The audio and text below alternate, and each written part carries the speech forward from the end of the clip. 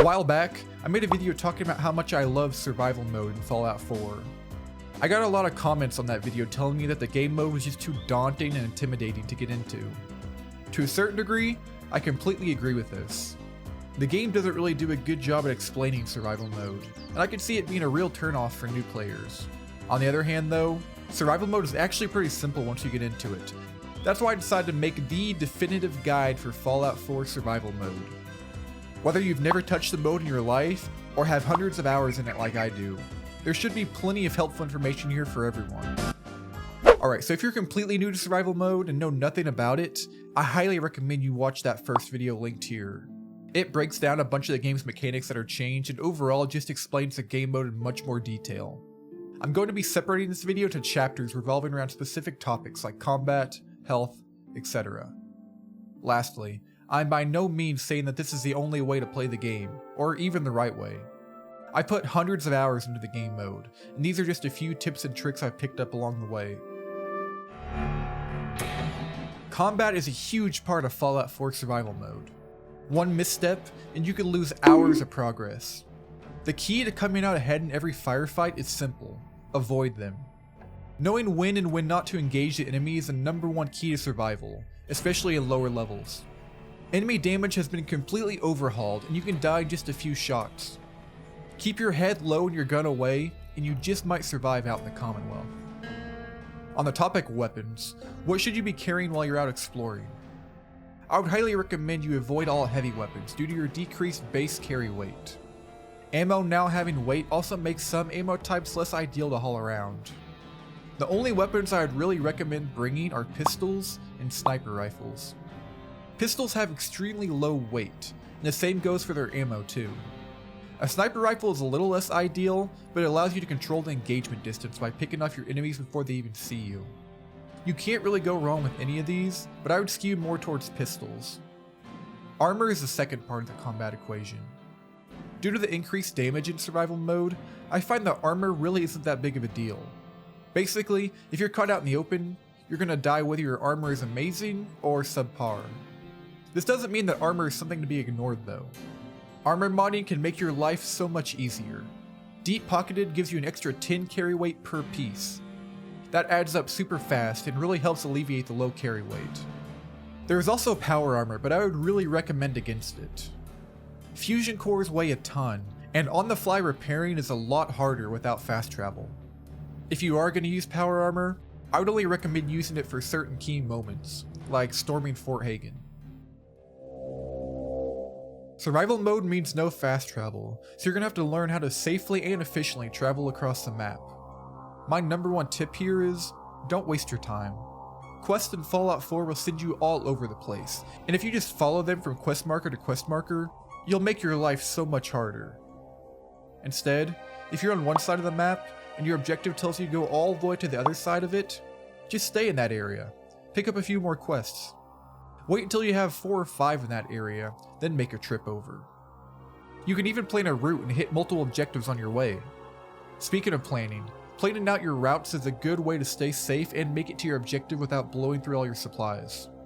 Your planning doesn't have to be anything crazy, but at bare minimum, take note of friendly and hostile settlements on your way. As for making your way faster than on foot, you have a few, albeit limited options. The Institute teleporter will take you to the CIT ruins. This is pretty close to the center of the map, so it can be useful if you're heading to Diamond City for example, but its uses are pretty limited. I've seen some people recommend taking ranks in Aqua Boy so you can navigate through the game's rivers, and while this is much faster and safer than walking, I would advise against it for one key reason. While yes, it's true that you won't take radiation so long as you have the perk, it doesn't stop you from getting sick. More on that later.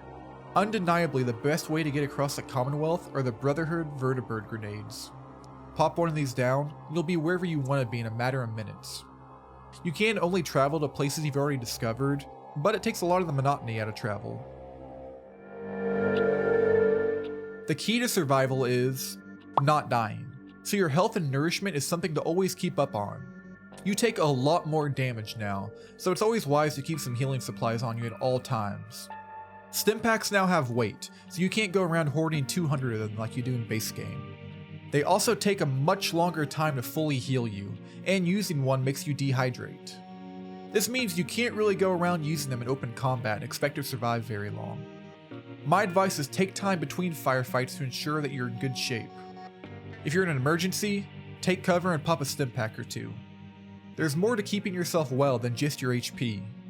Survival mode added 6 different diseases in the game, and these can do anything from make AP regenerate 50% slower to increasing incoming damage by 20%.